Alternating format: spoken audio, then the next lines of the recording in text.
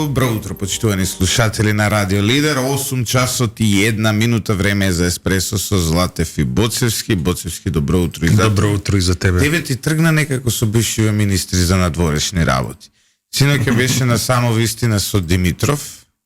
Морам да кажам, многу благ.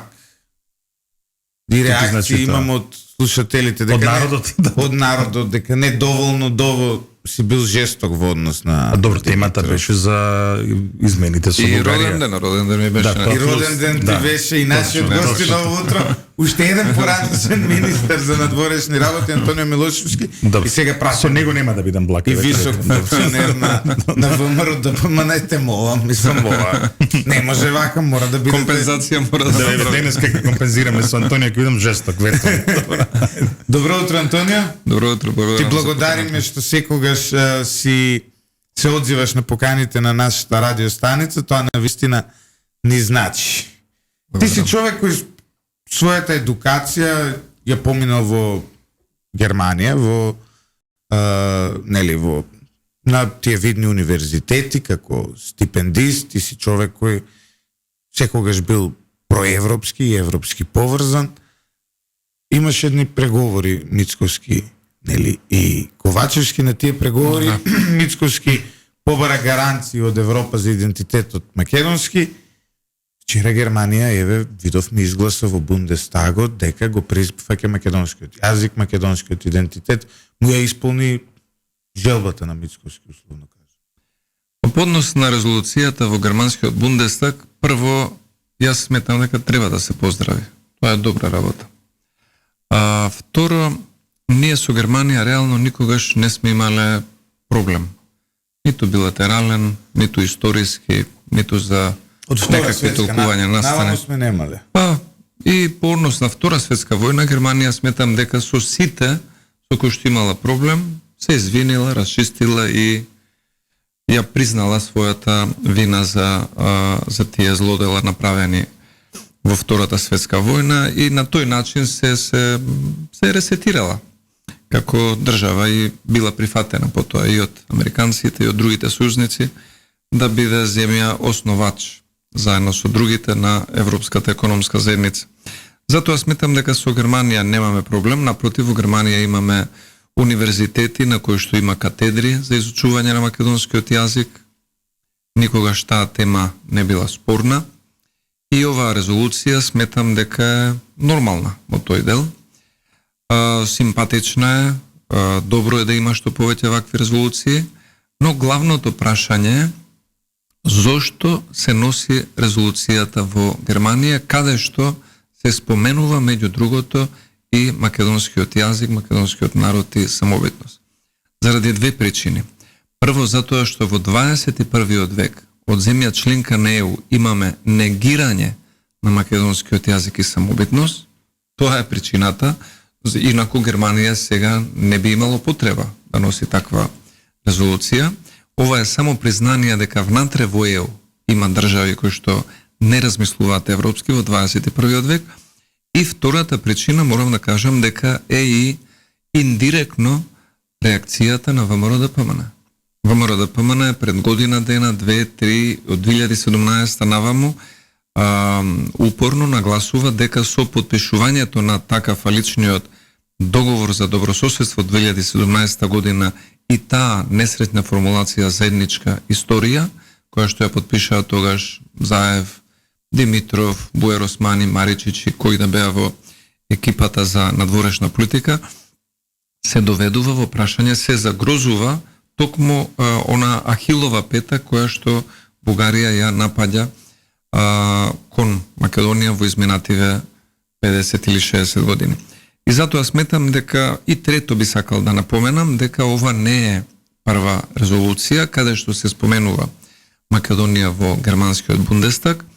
Во 2004 година, во очи на територијалната реорганизација во Република Македонија, тогаш СДСМ, во налет во доближување на претседателските избори сакаше да се додвори што повеќе кон Али Ахмети и се направи една територијална реорганизација на општините спротивно на волјата на мнозинството од населението во тие општини.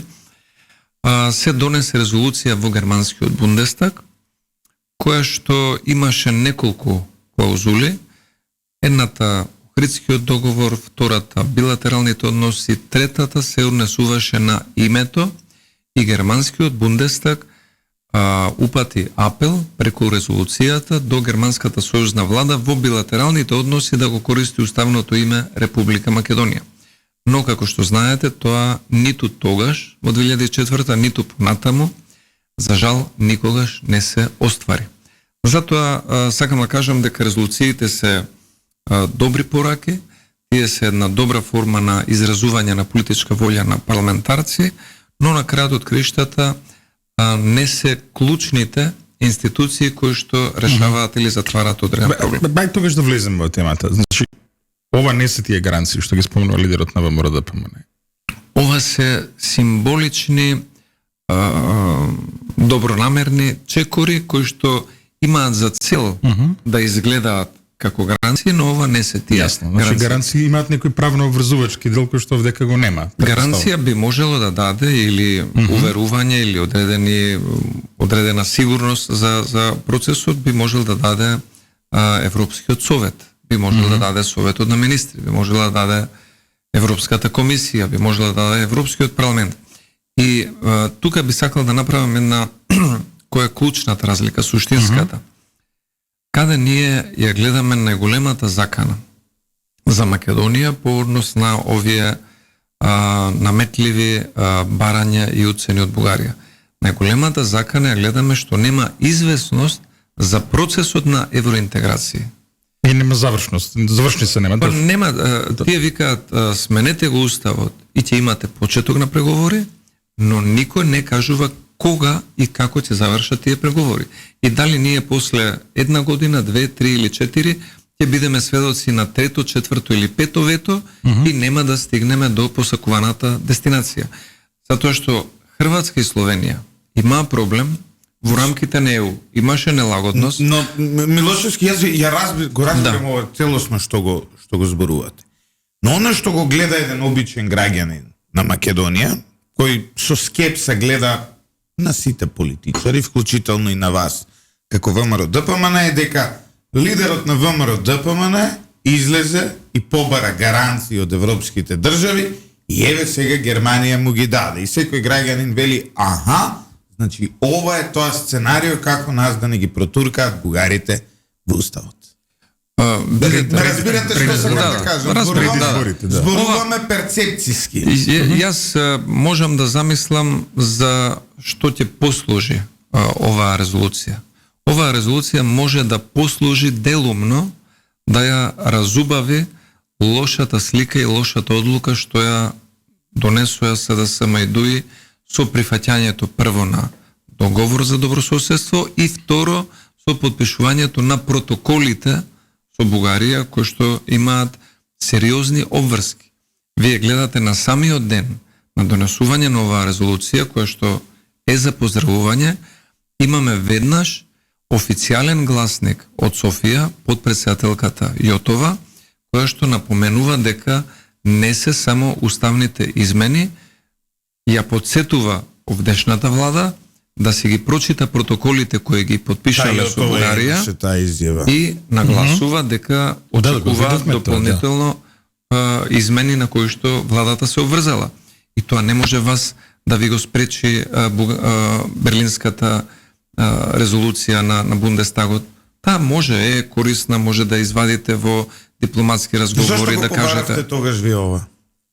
По однос на резолуцијата со Берлин и Бундестагот, таа беше најавена во едни разговори на нивниот специјален пратевник за Западен Балкан, господинот Царацин, кој што рече ја разгледуваме можноста да направиме еден таков символичен чекор со цел Германија да ја покаже својата добронамерност. И ние немаме против таквата добронамерност. Пак ќе кажам, Германија никогаш не била пречка за македонската самобитност или во билатералните односи или во меѓународните односи, напротив, биле коректни како партнери. Значи ова не е само уште еден метод како ВМРО-ДПМН да не предаде, условно кажано, како народ и да прикаже дека еве германците стојат зад нас, не го прифаќаат идентитетот, онаа теза која веќе гледам дека во јавноста полека се наметна. Сметам дека ова е една, пак ќе кажам, пријателска, символична резолуција, но ова не може да биде документ кој што ќе ја попречи Софија или било која друга недобронамерна држава, земја членка на ЕУ, да го блокира патот кон Европската унија, дури и после бараната голема концесија, или да го оспорува идентитетот, самобитноста на Македонија како нација и македонскиот народ, без разлика кој каква позиција усвоило другите држави. Затоа сметаме дека треба власта посериозно да размисли за не за символични, туку за суштински чекори со кои што ќе изградиме национална позиција и ќе бидеме сигурни или барем за еден степен посигурни дека сме ги поправиле грешките од 2017 и грешките од 2020, кога оваа влада лекомислено и сервилно го прифати договорот за добрососедство и ги подпиша сите барани протоколи од Софија. И од 2022 грешките, кога се согласија за преговарачката рамка, го подпиша вториот протокол. Вториот протокол, точно 2022 година. Сето тоа ги направи тие, доведе до оваа ситуација во која сега се наоѓаме. И јас затоа гледам дека и сега ако одиме на лидерската средба, ако се вратиме на лидерската средба, токму лидерската средба ја свикува премиерот, истиот оној кој што во април месец оваа година тврдеше дека председателот на ВМРО-ДПМН е Христијан Мицкоски, за него е нерелевантен соговорник на оваа тема. И сега кога самиот виде, што видовме ние на лидерската средба? Видовме дека власта станала свесна, дека прифатила обврски кои што не може да ги испорача, дека власта нема двотретинско мнозинство во парламентот и трето, дека власта очајно се обидува да ги сподели грешките со некој кој што не учествувал во правењето на тие грешки. И прашањето исто така од критичката јавност што се поставува е зошто се пропушти шанса да се изгради една национална позиција на таа лидерска средба. Или воопшто не беше подготвена средбата во таков формат за да може да се дојде до една. Прво лидерската средба, подготовките на лидерската средба најчесто, и тоа е правило, ги прави и ги превзема тој кој што ја организира, тој кој што е домаќин, во случајов премиерот на државата. Ако тој имал сериозна намера и ако знае што сака на крајот да биде исходот од таа средба, ако таа средба не му е наменета само за гол пиар, спинови, лаги или некои манипулации, тогаш има подготвителен терен. Тогаш може позадински, 1, 2 или 3 недели, блиски соработници на двајцата лидери, да седнат и да разговараат, да обработат неколку теми, да стигнат до одредени контури на можно решение и на лидерската средба двајцата председатели на неголемите политички партии да ги удрат последните финенси и да стигнат до решение. Или само да се напијат кафе, ако или само да си честитаат и да ја известат јавноста дека постигнале некој национален консензус. Но за жал Димитар Ковачевски не може ниту во својата партија да обезбеди консензус, ниту во неговата коалиција. И многу е точна фразата дека Димитар Ковачевски е кираџија во сопствената влада. Тој не може да одлучи ниту за Бехтел Енка со какво знаменце ќе помине или дали нема да помине. Не може да одлучи и по однос на некој министер од ДУИ, дали ќе биде предложен за разрешување или нема да биде за разрешување. Ковачевски е толку немотен во владата, што не можеше да му помогне ниту на реномираниот доктор Сашко Јовев, директор на кардиохирургија, да му помогне да не биде сменет, бидејќи немаше реална, суштинска причина зашто треба да биде сменет. И затоа сметам дека со таквиот однос тешко може да се очекува национален консензус, иако ние настапивме одговорно, понудивме две решенија, дали да има преодна влада без ДУИ и евентуални измени со одложено дејство, кога Македонија ќе стане членка на Европската унија, тука веќе добиваш известност дека одстапката е последна, дека нема да имаш други блокади и дека патот до членството ти е и трасиран, и од друга страна секој бил заинтересиран да се случи тоа. Но гледаме дека СДСМ може да се откаже од многу работи, може да се откаже од своји директори, од своји приврзаници, но не може да се откаже од овој, би рекол, лукративен и од материјален интерес брак со ДУИ кој што го имаат во изминативе 7 години. Вториот предлог беше, доколку не се спремни за такво сценарио, да одиме на предвремени избори, бидејќи сега сите викаат, ДУИ вика, ние се откажуваме од ова министерство, ние се откажуваме од тој премиер, СДСМ би се откажало од толку министри, од толку министри. Штом веќе дојдовме до степен на откажување од некакви позиции, во ред, нека се откажат од власта во еден момент, во октомври може да имаме избори и народот ќе одлучи. Може само, значи, морам да влезам на оваа тема, затоа што јас ја разбирам критиката на ДУИ која што доаѓа од еден граѓански мотив. Оваа партија се претвори во антитеза на оно што го замислуваме како меритократија, владење на правото, потоа јавен конкурс, тендер и така натаму. ДУИ стана синоним за партизација, синоним за корупција и така натаму. Тоа го разбирам. Меѓутоа, определени критички гласови помеѓу албанците во Македонија сега велат дека со оваа тактика ВМРО-ДПМН им дава шанса на ДУИ повторно се факторизира помеѓу албанците како жртва, што е многу смешно, нели? Како жртва на националистичкиот ВМРО кој што повторно сака да бидат албанците безгласна буква и така натаму. И сега од неколку страни ни стигаат овие муабети и токму затоа сакавме вас да ве сочим. Вие ова најдобро го разбирате од раководството на ВМРО-ДПМН, доаѓате од една мешана средина каде што вие работи и живеете сега во една мешана средина.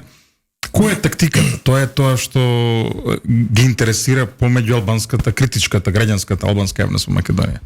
Прво, треба да се напомене дека критиката кон ДУИ за корупција, за клиентелизам и за неспособност во извршната власт уште пред една година почна силно да доаѓа од внатре, од самото ДУИ.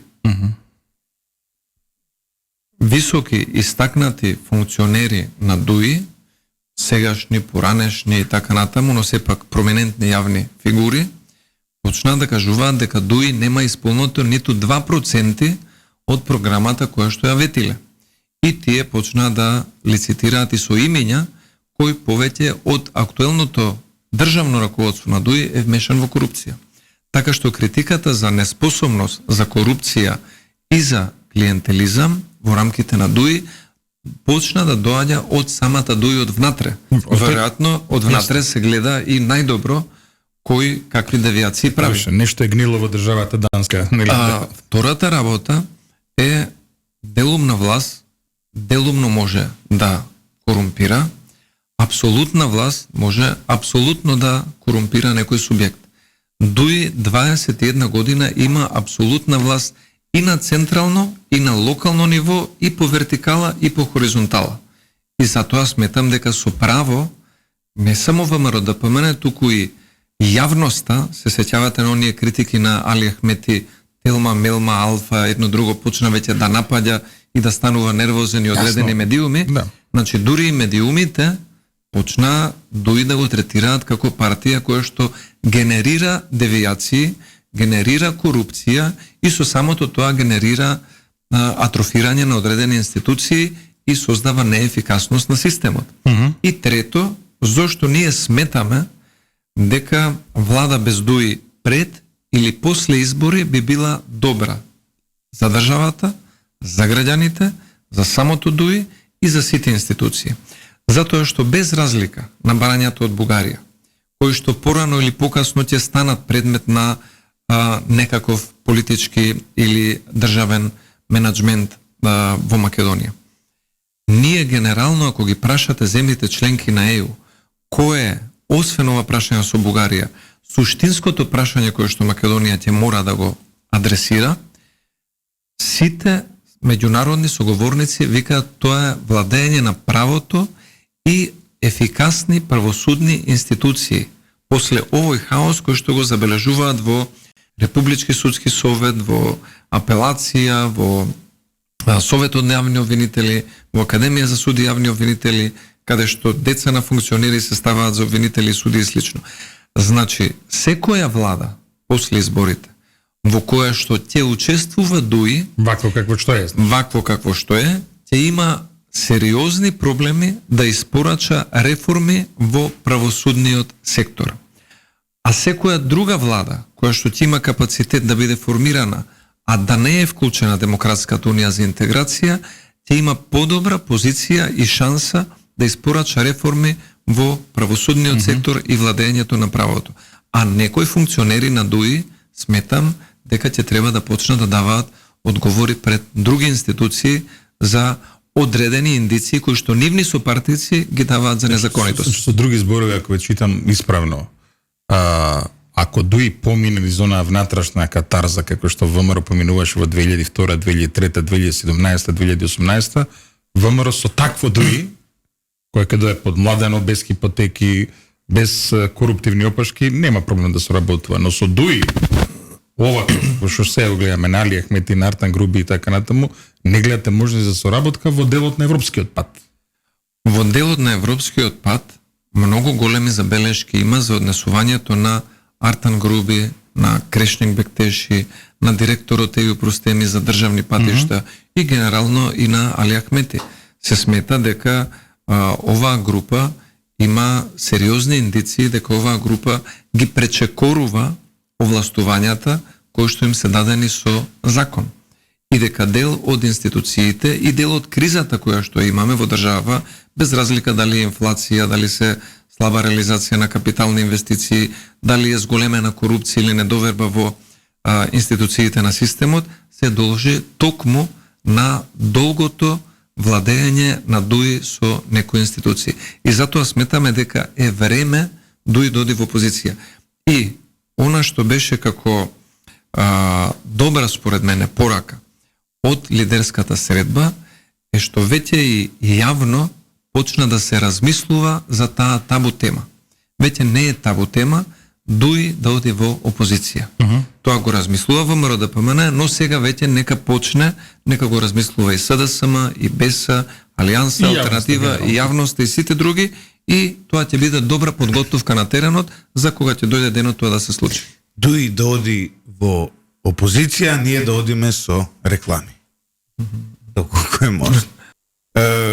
Милошовски, иако тезата на власта е дека ВМРО ДПМН веќе прифати уставни измени, очигледно е дека не е така на еден или на друг начин, затоа што вие го барате тоа со одложено дејство по членство на ЕУ и така натаму.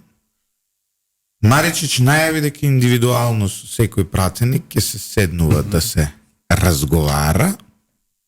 Еве имаме едно легитимно прашање од слушател. Дури морам да спомнам, Лјупчо има име, значи кампањата рамо до рамо ќе стане бифтек до бифтек. Ќе ве носи на бифтек сите еден по еден, веројатно тоа му е стратегијата со оглед на нели тоа колку пари оваа држава инвестира во прехраната на Маричич преку тие картички кои тој ги поседува.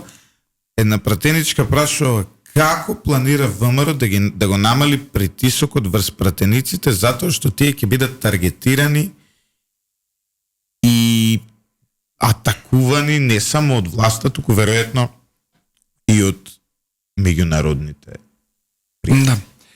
Прво, по однос на владата и по однос на нивното тврдење кој што прифатил, доколку тие беа сигурни во своите манипулации дека ВМРО ДПМН е прифатила нешто што тие го тврдат, а не соодветствува на вистината, СДСМ и ДУИ уште денес закажеа седница во собрание и ќе ги ставеа на гласање уставните измени, односно иницијативата за отворање на устав. Но тие знаат дека немаат двотретинско мнозинство и немаат поддршка за да продолжат или да го применат насилничкото однесување кое што го имаа во 2018 година.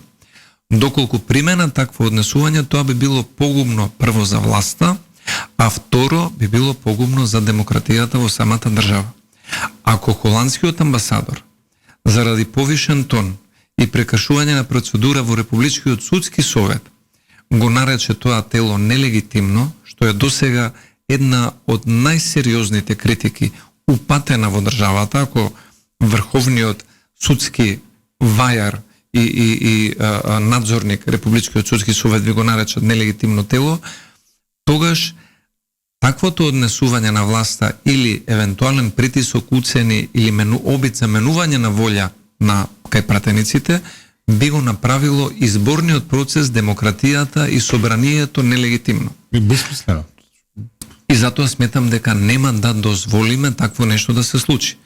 Второ, веќе ако може малку да се одговори со сарказам, слободно, кога сака, министерот Бујар Османи, Маричич, кој сака друг, ние како пратеници сите имаме мобилни телефони, ќе вклучиме Facebook, лайвстрим, кога ќе биде таа средба, ќе седнеме на една маса во собрание, во нашите канцеларии, нека гледа јавност и нека слуша зашто разговараме. Може и нас на радио, може и во радио. Нека бидат, нека бидат од нас е да не ги натрошок на даночните обврзници ние, па сега после некој ослободување за репрезентација тој данокот да не го платиме ке среди Сања Лукаревска веројатно. Но нека бидат тие средби јавни. Еве нека дојде кој да е представник од владата со пратеник од опозицијата, нека седне, ние ќе вклучиме Facebook live stream и ќе разговараме и ќе кажеме нашите позиции. Претходниот пат кога преговараа со пратеници од ВМРО ДПМН, евидентни беа уцените, кога беа напаѓани дел од пратениците со кривично-правни прогони. Кривично-правни прогони, вадење од притвори, понуда парична и 300 други работи. Мислите дека може да се повтори тоа? Крсто Муковски веќе не е пратеник. И затоа сметам дека тоа не може да се повтори. Тие може да се... Па, со помош на СДСМ, веројатно имаше и добри бизнес делки, колку што слушав, и не само тоа, додека беше и пратеник во собранието, тој ги отвори вратите на 27 април, но СДСМ на крајот му аплаудираше. Крсто Муковски имаше една контрареплика во која што ги нападна пратениците на ВМРО ДПМН и за прв пат доби громогласен аплауз од пратениците на СДСМ.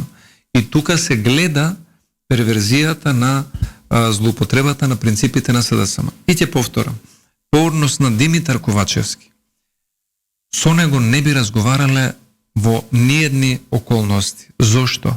Затоа што секој пратеник во собранието е гласан од 8, 9 или 10.000 граѓани.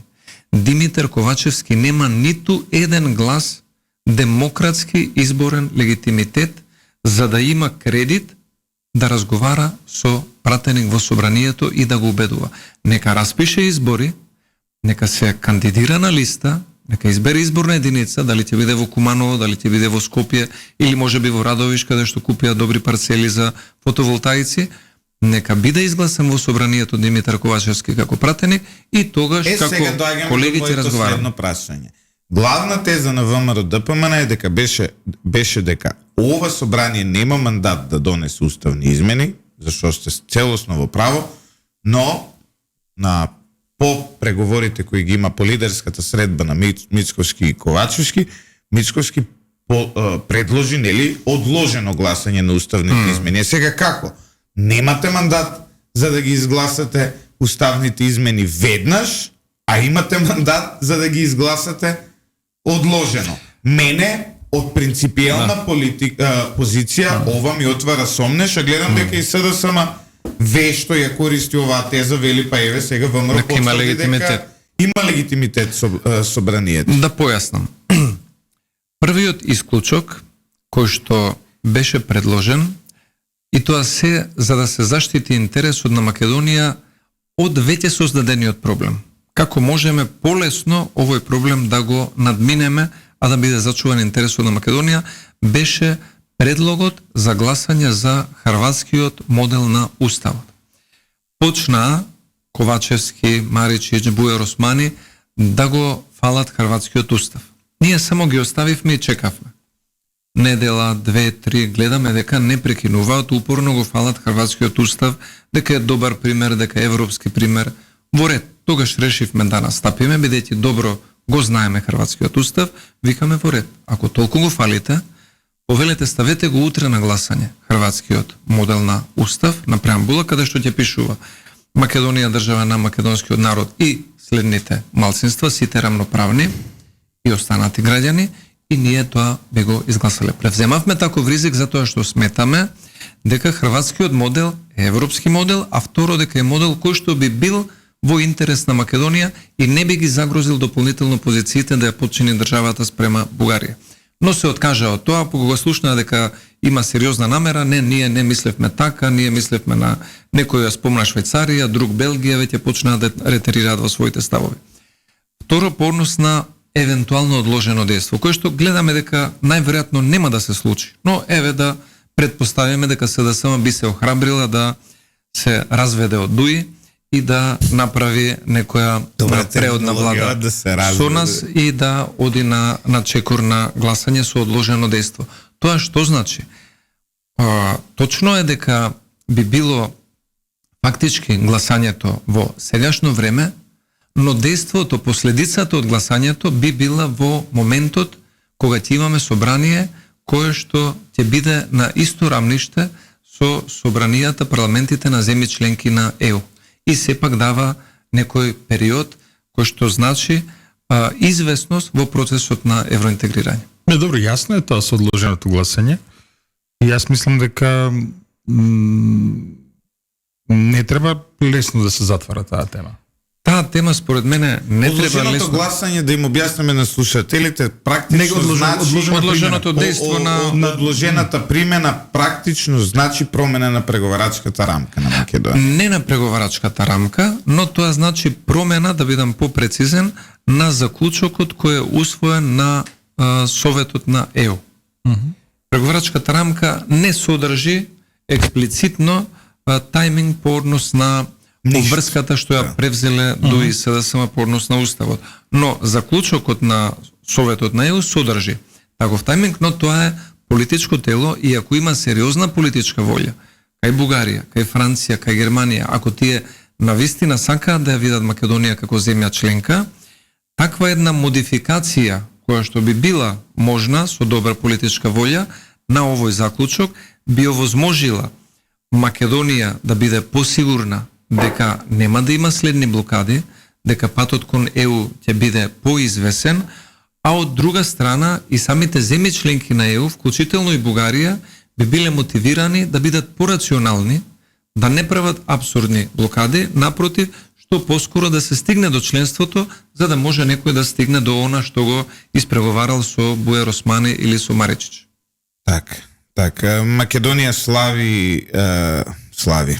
Македонија одбележува 80 години од масакрот во Ваташев. Вчера градоначалникот имаше една програма на темава на 16 јули 43-та, пред точно 80 години, за време на Втората светска војна, бил извршен овој масакар на 12 младинци. Ова стана тема во македонското општество откако се отвори овој баук со Бугарија.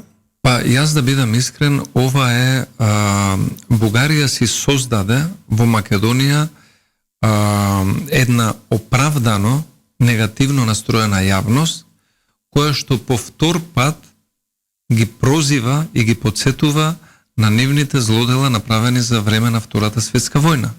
Не мораше да го прави тој пристап Бугарија кон Македонија, но го направи и ова е оправдана реакција. Зошто ова го тврдам?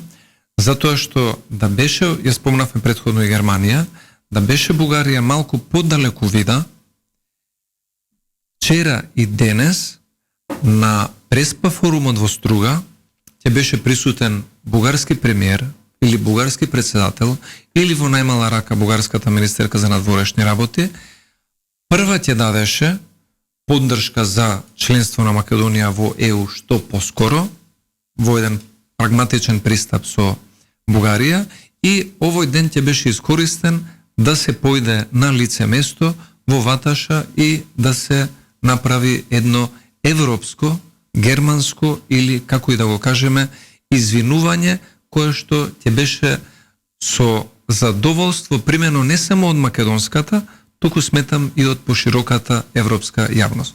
Но за жал ние гледаме дека проблемот во Бугарија е што тие зборите за Тодор Живков, тој не доаѓа од Кратово, од Кавадарци или од Тетово.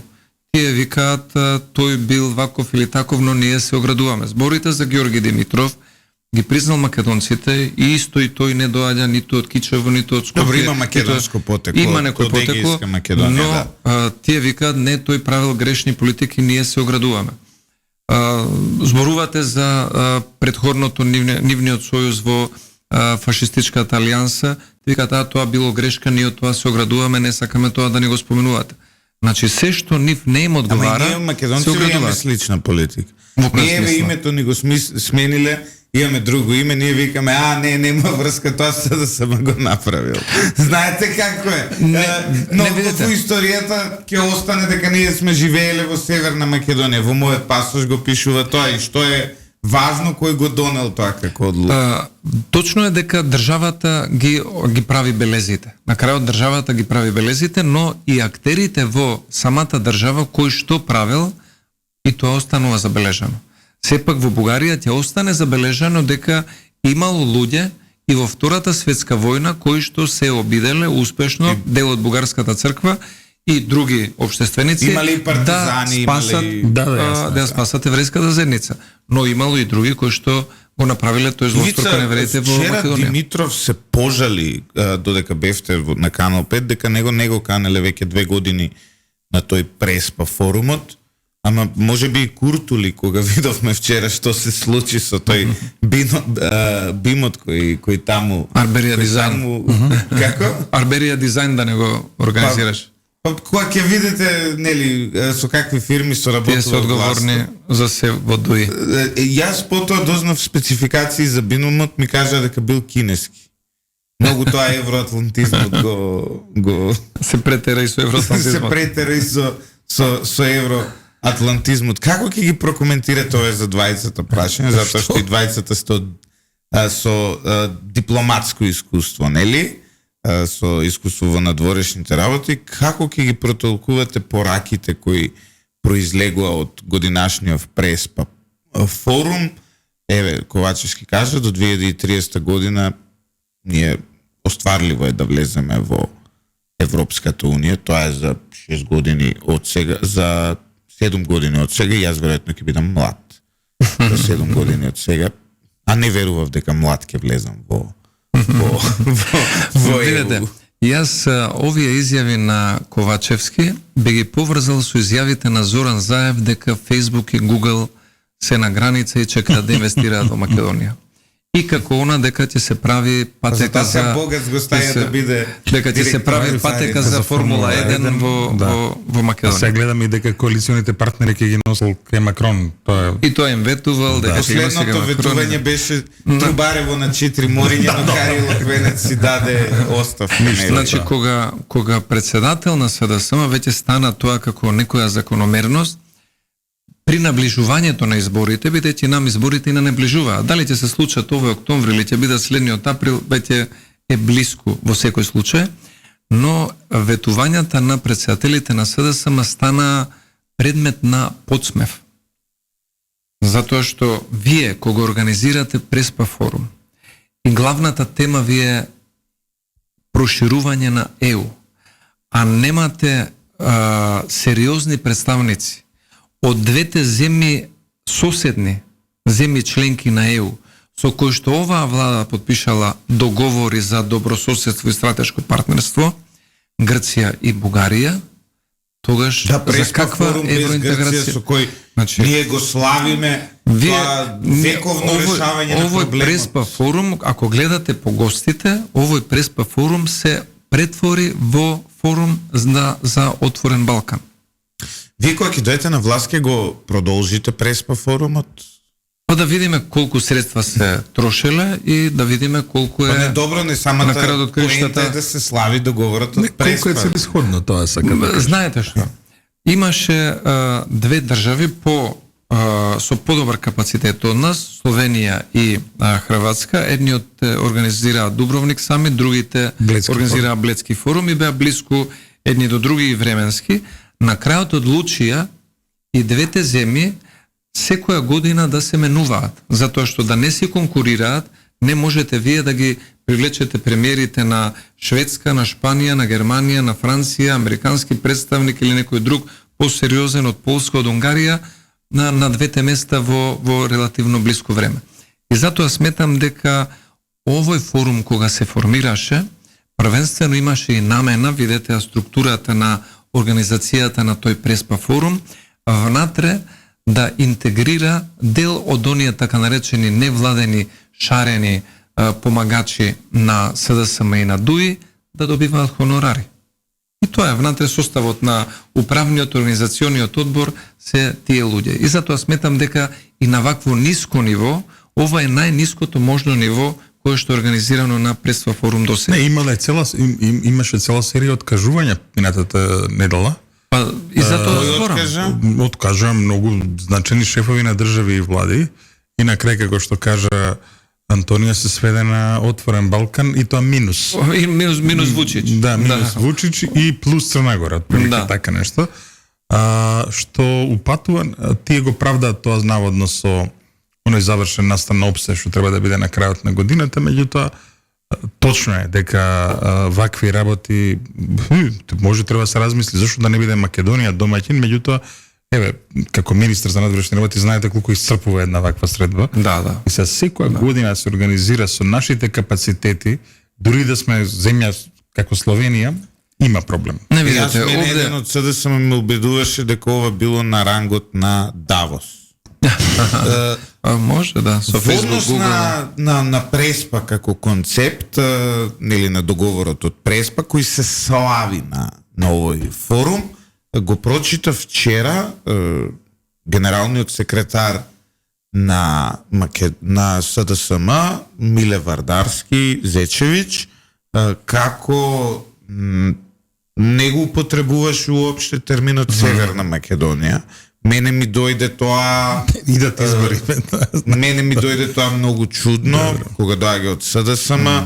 Случајно да не сте ги померили и тие позиции на таа лидерска средба, да не сте кажале ми е. Да сте се договориле да ја поништите Северна во исто време додека одложено или неодложено ќе ги ставите. Затоа што ако се поништи Северна во замена за бугари во устав, мене ми одговара. Не одложено се поништа Северна, а одложено влегуваат бугарите во устав. Тоа е веројатно. Не. На сила Северна се укинува веднаш и бугарите веднаш нека влезат во устав, ја немам проблем. Ние што забележуваме? Кога се регуларни времења во кои што не се збори за избори и владата функционира, собранието, другите институции, ги гледаме државните функционери од СДСМ, дури и кога зборат за храна и ветерина, дури и кога зборат за животна средина и кога нема потреба да се употребува името на државата, како за добивање на хонорар, по 4 пати во реченица го употребуваат Северна Македонија. Но кога ќе наближат... Може па на Миле не му треба хонорар. Но кога како член на управен одбор на Стопанска банка битола, веројатно, да, знаеме таму може таму има веќе подмирен, но кога наближуваат избори и кога се гледа веќе дека рейтингот на СДСМ паѓа, тогаш гледате дека представници на СДСМ понекогаш и во собранието, а почесто вака странично некој партиски функционер на одредени собири го користи само името Македонија. Значи патриотизмот блика пред изборите. Тоа значи дека лицемерието се враќа на голема врата. Тој поглед и брада на Миле Зечевич многу повеќе подсетуваат на ВМРО ДПМН, ќе се согласите со мене. Значи ми изгледа како се ВМРО ДПМН тоа го сведе на на конјаницата сега. Не, Го меѓувреме стана модерна европска партија. Наум Стилковски и Миле Зечевич еден до друг ќе видите дека може многу лесно да утнете за кого станува збор. За која партија мислиш? За кој беше кој од нив двајцата? Даме Груев. Но во секој случај, јас би сакал тоа пак да го напоменам дека СДСМ и ваквото употребување на терминот Македонија без Северна од страна на генералниот секретар на СДСМ само покажува дека и тие пред избори ја разбираат грешката и срамот што го направиле, кој што им доаѓа како критика од народот. И тивки од гнев кај народот. Тивки од гнев кај народот гледаат да го амортизираат со употребување на колоквијалното име кое што ние сме го наследили преку устни преданија, само Македонија, и се обидуваат на таков начин барем времено да се Уште истера. едно прашање, слушател, може? Слободно. Се повеќе се шири тезата дека ова е стратегија на Бугарија да не држи во чекалницата на Европската Унија. Дали ВМРО ДПМН ја анализира и оваа замка во меѓувреме, додека ние сме надвор од ЕУ, бугарски клубови растат како печурки. Дали влегуваме во стапица? Според мене, она што го направи Бугарија беше од самиот почеток дел од оваа замка. Зошто? Затоа што ние 30 години сме соседни независни држави и никогаш Бугарија не го поставила ова прашање или услов или да стигне до ниво на блокада. Ако нивно примарно барање било дел од бугарскиот народ да биде дел од преамбулата на Уставот, може ли тоа да го кажат 92-та, 95-та, 2001-та, 2018 година?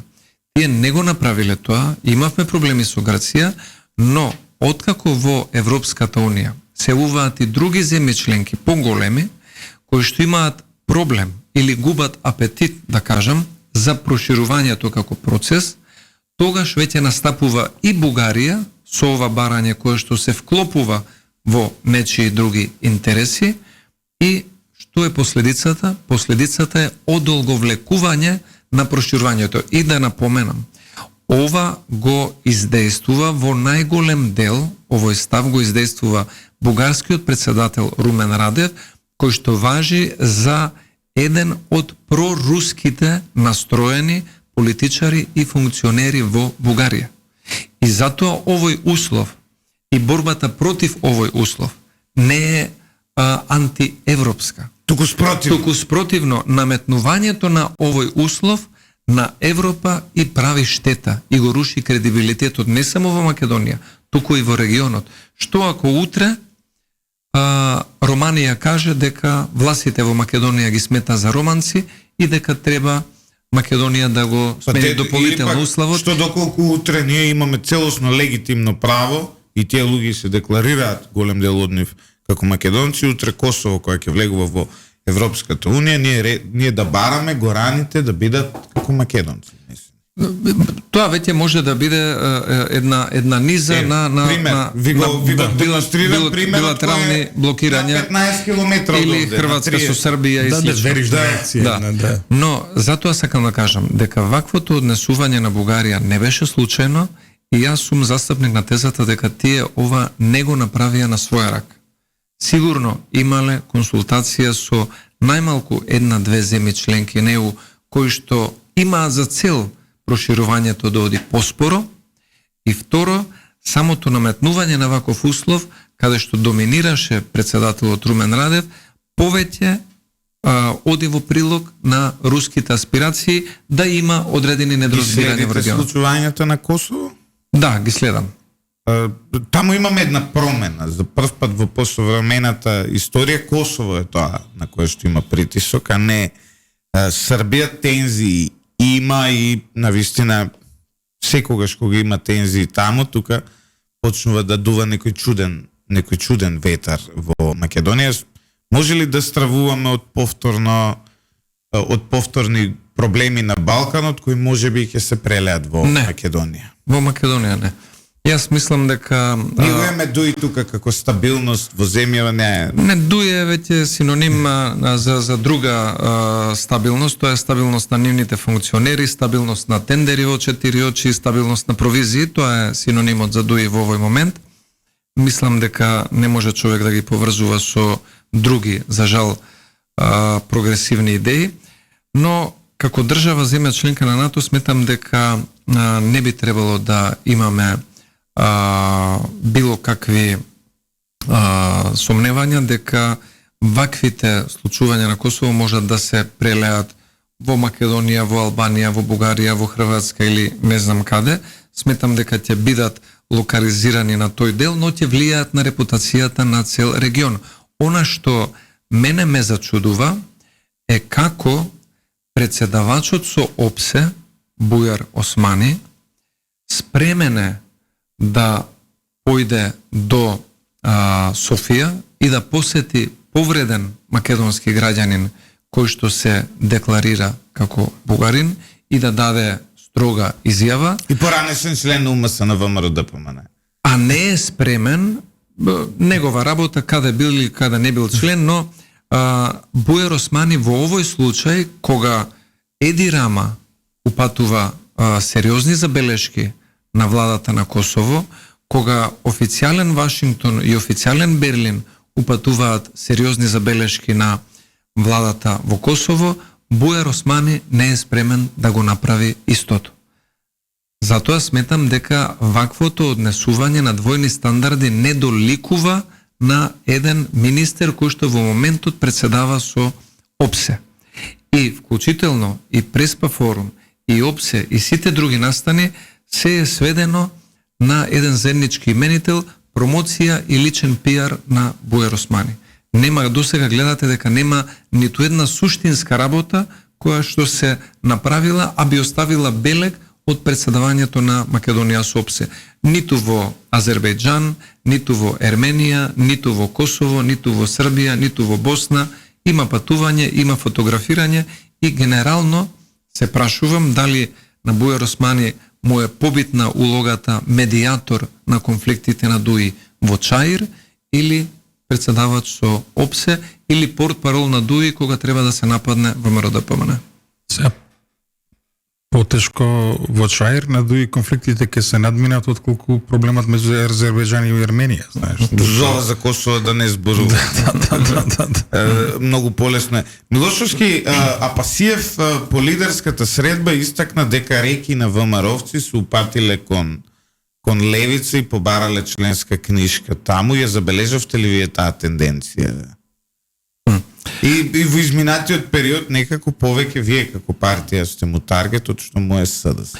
Видете, во Македонија има голем број на незадоволни граѓани од власта. И тоа е многу разбирливо и очигледно.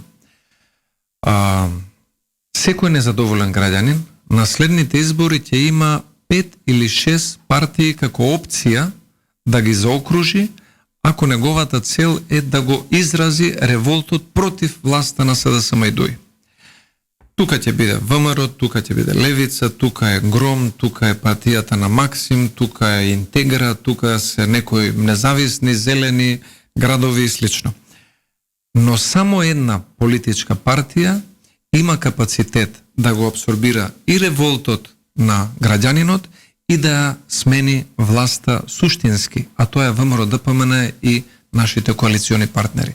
Сега со ваквото действување на Левица и одредени настапи на председателот на партијата Гром, се гледа дека тие одработуваат за власта, да се релативизира улогата на ВМРО ДПМН и доколку може дел од оние кои што имаат дилема, незадоволство или неразбрани пораки од одредени спинови или манипулации на власта, да ги насочат. Имале ли обиди за обединување опозицијско? Со овие да ги приближите ставовите, да не се напаѓате, да направите еден пакт, ако се навистина опозицијски партии? Мислам дека за време на локалните избори, имаше некои обиди, дури би рекол една можност да одбере левица една или две општини каде што тие би кандидирале некој способен човек кој што би имал сериозни шанси да со заедничка поддршка да добие доверба и да раководи со една или две општини, но тие го одбија тоа. Предпоставувам зашто беше одбиено, затоа што добивањето на општината значи превземање на одговорност. И вие не можете после да се однесувате како кубанска општина. И не можете да се однесувате како општина во Венецуела.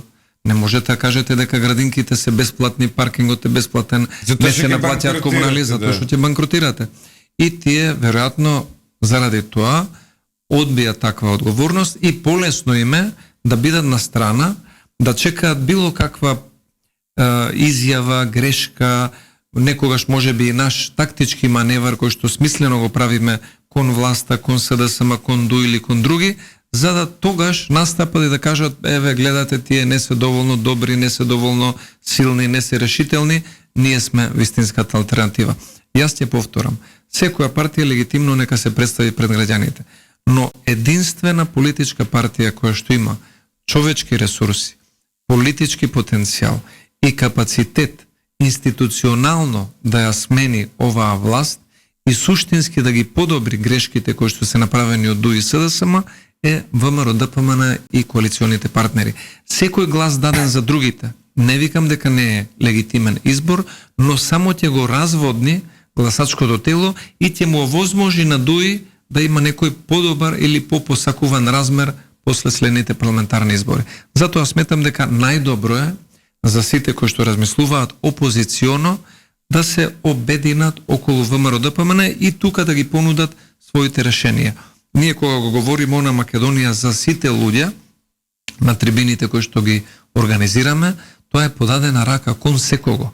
Не е битно дали е или не е член на нашата или на некоја друга политичка опција.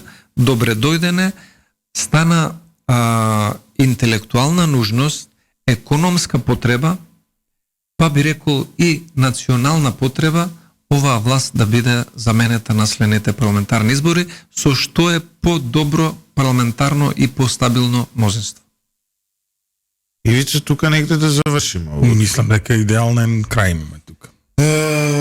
Ти благодарам многу, Антонио. Благодарам јас. Се надеваме дека повторно со некоја поубава вест ќе анализираме следниот пат кога ќе не бидеш гостин. Ве чуваме на ветувањето дека не сте прифатиле никакви отстапки.